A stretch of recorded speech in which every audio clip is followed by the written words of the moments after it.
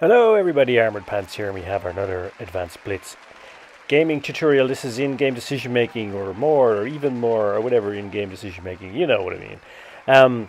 For those of you who haven't seen this type of video before, basically we kind of make it interactive, right? So I am going to pause the video at certain points in the game, and I'm going to ask you to think about what you would do in that position. Then we go and have a look at my gameplay. I describe my decision making, then we see if it matches, and it's sort of interactive, and it's a better way of learning, I think, and it makes it a bit more fun as well than just listening to me rabbit on for describing the game. And of course the interactive nature so far has been very, very effective, and hopefully it will remain so. By the way, just a small thing, one of the last videos I did, somebody asked me if I could stop using bad language, and called me names for using bad language, because there was a profound and profuse proliferation of profanity, which for those of you studying English is an axiomatic application of alliteration, and feel free to use that as an example in your exams. But basically he just said to me, listen, can you stop using bad language? I don't fucking know why, but listen mate, I'll do my best, but I don't know if it's going to be fucking possible, but I'll try. Okay, let's see. Anyway, here we go. So this is going to be a mastery game. It's in the standard B, which is a terrible name for a tank, right? Standard really should be excellent B. And the first thing is, we're having a look at the setup, so decide what are we going to do. So I'm going to pause it now. You hit pause, have a think about it, have a look at the setup. What would you do?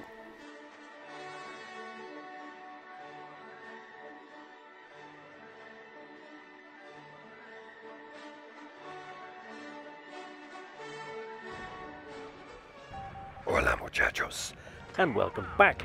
So you know, having checked the setup, etc., I am going to drive towards C, which is kind of the medium light tank channel on this map, Yamamoto Harbor.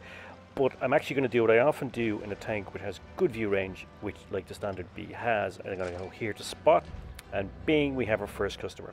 Now we have them spotted up, so now it's decision time again, right? Put a round into him, nice. Now decision time. Should I go after him? Should we continue to push around the flanks, or should I maybe go and spot C, or go towards my heavy? So pause it, have a think about it. I'll see you back and play in a couple of minutes.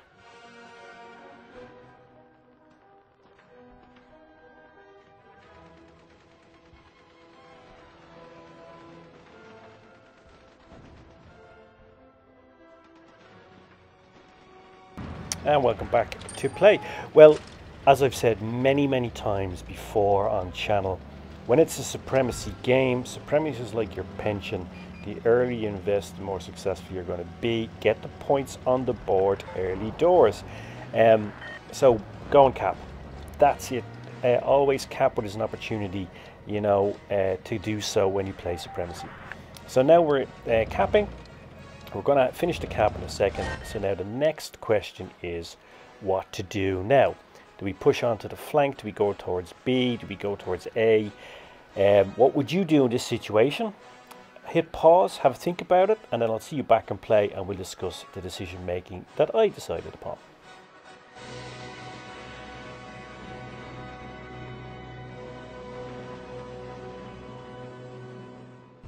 Welcome back. Well, supremacy in some ways is a bit like chess, right?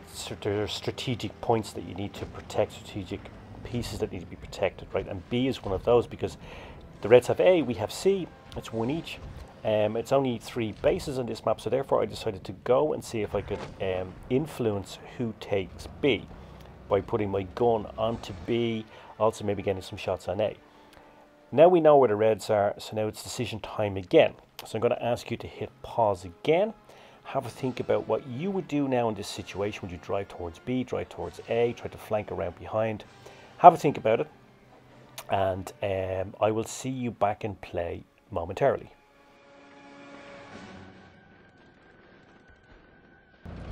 Welcome back, guys.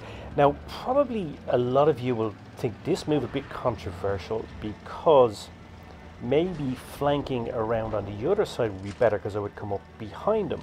But I had a feeling that this leopard might try to flank, so basically do exactly what we described. So I decided to go and to see, firstly, to spot if anybody was doing that flanking, Then if I could spot them up, then to do some damage assistance. and it worked out, right? So, of course, I had no idea for sure he was going, but I suspected that might happen because that's exactly what I was thinking about doing. So now we've cleared off the leopard. It's decision time again, guys. So now what to do? Now would we go back around on the flank? Should we go towards A, supported B? It is decision time. There's a few options open to us. Have a think about it. What would you do in this situation? I'll see you back in gameplay in a few minutes, and then we'll talk about what I decided to do. Welcome back. So I decided to push on towards A, because, you know, I'm in a fast-moving tank. I have a good gun system. I decided to push on, see if I could influence play, and also support my ally here who's moving up. Now, something interesting I'm going to ask you. I'm not going to stop it here for decision making. There's something I want to ask you if you noticed when I was moving up. Okay, so the E100 was there, and then he went unspotted. So when I get up to the concrete slabs here in front of me, I'm going to stop, because I know my ally is moving up towards the middle. I know that he's going to proximity spot that E100. I don't know where the E100 is, but if I move out now, there's a good chance, right, that I could have got totally smashed there. If I'd gone out before my ally had proximity, so before the Kranwagen had proximity spotted him, I could have easily been smashed, maybe even for 1,000 plus hit points, right? The E100 is a big gun, big HE, he'd pen me even front on. But now, the Kranwagen proximity spotted him, and I get 2 free shots into him. I fluffed the third one, but I got 2 out of 3 roll. Here front on to an E100, it's not a bad return. Now I'm going to pause it again here, and I'm going to ask you, what do you notice particularly about the position here? Have a think about that, and I'll see you back in play momentarily.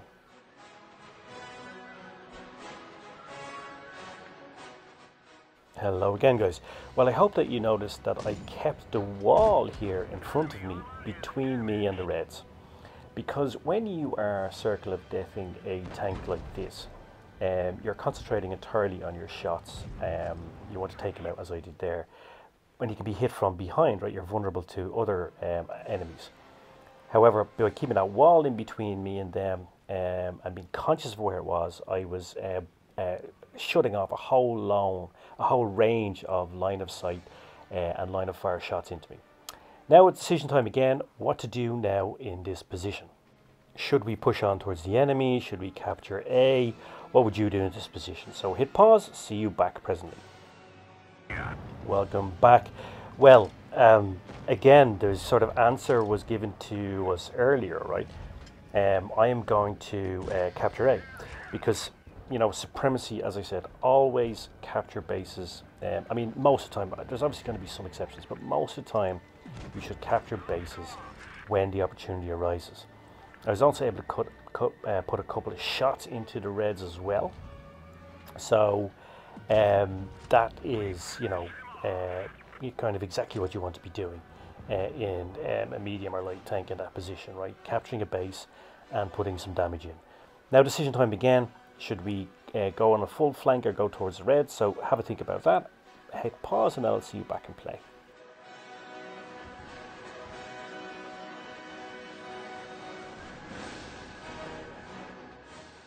So what I decided to do is see if I can take out the AMX, and I do. Very, very nice shot. I had a needle stuff, got to take him out. So now decision time again. So hit pause and have a think about what to do now. Welcome back. Well, I think the decision now is pretty easy, right? We need to go and engage the last Red. It's 2v1. I need to go and help my ally, right? Plus, I still have full hit points. Bit cocky there, a bit of hubris. Don't know what I did there. Totally messed up that shot. But now we come in, and now we're going to pause it for the last time. Last decision. Should I go around behind him, or should I go in front of him? What would you do? So hit pause, and I'll see you back, and we look at the last decision, major decision made in this game.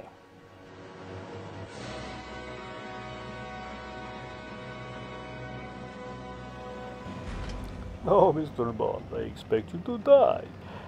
So probably you would have thought I would have gone around behind him, but I decided not to, and there's a particular reason for that which I'm going to explain to you.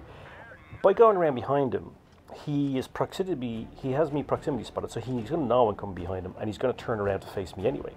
But by going one way, then going the other way, I force him to move and then push his gun back towards the original direction, and that reduces his ability to fire a snapshot because his aiming time has to reset. So that's how I was able to go in front of him and get a shot into him before he was able to get a shot into me, because he's a big gun with a longer aiming time. Now, it was a calculated risk. It may not have worked, but because I conserved my hit points, even if he got a round into me, unless he ammo racked me, I was going to take him out anyway. So, because I just had, it doesn't matter who he was, I had superior hit points. So unless RNG gods were really, really kind to him and he ammo racked me, I would have taken him out anyway. But as you saw, the risk paid off, and I was able to take him out and not get any hit. And actually, I spoke to that player afterwards, and he told me that yes, he wasn't able to get his shot off due to the aiming time. With that said, guys, I hope you enjoyed that. I hope you found it useful. I hope that the decisions, my decision-making process, the thought process through it, helped you.